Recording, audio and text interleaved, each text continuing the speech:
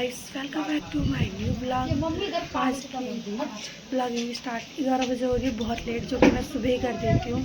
Sorry for late उठने के लिए, बट मेरा छुट्टी था तो मैं थोड़े मज़े में उठती हूँ, क्योंकि मेरे पास जॉब भी है ना, जॉब भी करना पड़ता है इसलिए। और आज बारिश हो रही होगी बहुत तेज, ये देखो धूप का कोई नामो निशान नहीं यहाँ पर।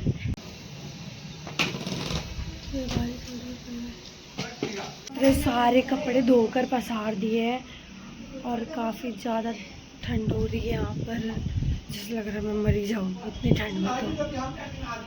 तो पानी गर्म कर दिया और अब मैं जाऊँगी नहाने। इसके पकौड़े बनाएंगी और ये दाल और ये और वहाँ पर चोखा पकौड़े सब बना है। इसमें नहा कर आ चुकी हूँ और यहाँ पर बहुत ज़्यादा ठंड लग रही है आज, क्योंकि बारिश हो रही है और पीछे देखो बहुत ज़्यादा हवा आ रही है। और रात में दही चूड़ा खा रहे हैं, दही चूड़ा।